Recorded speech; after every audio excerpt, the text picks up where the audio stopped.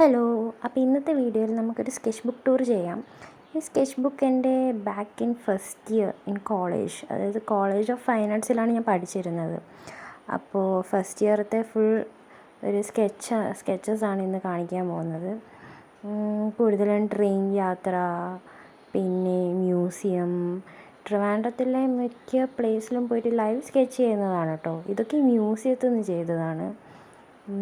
പിന്നെന്താ, ഇതൊക്കെ അവിടുത്തെ ട്രീസ്, അവിടുത്തെ കണിമറ മാർക്കറ്റിൽ പോയിട്ട് അവിടെ നിന്നൊക്കെ ചിലപ്പോൾ വഴക്ക് കിട്ടും നമുക്ക്, എന്നാലും നമുക്ക് സ്കെച്ച് ചെയ്യണമല്ലോ, അങ്ങനെയാണല്ലോ നമ്മൾ അത്യാവശ്യം പഠിക്കുക. അപ്പോൾ അങ്ങനെ ചെയ്ത് കുറേ സ്കെച്ചസാണ് കേട്ടോ ഇതൊക്കെ.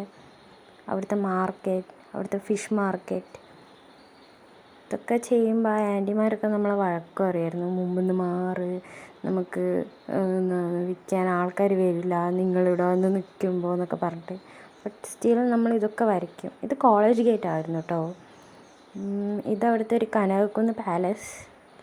അവിടെയൊക്കെ നമുക്ക് പോയി ഫ്രീ ആയി ഇരുന്ന് ലൈവ് സ്കെച്ച് ചെയ്യാൻ പറ്റുമായിരുന്നു. പിന്നെ ഇതൊക്കെ അവിടുത്തെ ഓരോ പ്ലേസാണ്. ഇത് നമ്മളൊരു സീനിയറായിരുന്നു. എൻ്റെ ബാഗ്,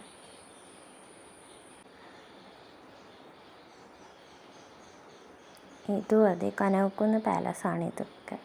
അതൊക്കെ എൻ്റെ ബാഗൊക്കെ, കൈ, എന്തൊക്കെയല്ലോ വരച്ചായിരുന്നു ആ ടൈമിൽ. അതെൻ്റെ ഒരു ഫ്രണ്ടായിരുന്നു, എൻ്റെ ക്ലാസ്മേറ്റ് KP. അതെൻ്റെ വീട്ടിൻ്റെ ഫ്രണ്ടിലായിരുന്നു എൻ്റെ മാവൊക്കെ ആയിട്ട്. ആ മാവൊന്നും ഇപ്പം ഇല്ല. അതെൻ്റെ ഒരു ചന്ദ്രൻ സാറായിരുന്നു. ക്ലാസ് ടൈം വരെ നമ്മൾ ഇരുന്ന് വരയ്ക്കുമായിരുന്നു. അന്നേരം ഫസ്റ്റ് ഇയറിലൊക്കെ വരയ്ക്കാൻ ഭയങ്കര മൂഡായിരുന്നു. പിന്നെ എനിക്ക് ലൈവ് സ്കെച്ചൊക്കെ നിന്നുപോയി. ആ ടൈമിലായിരുന്നു കൂടുതലും സ്കെച്ചസൊക്കെ ചെയ്തിട്ടുണ്ടായത്. തേർഡ് ഇയർ ഫോർത്ത് ഇയർ ഒക്കെ വന്നപ്പോൾ തീരെ സ്കെച്ചില്ല.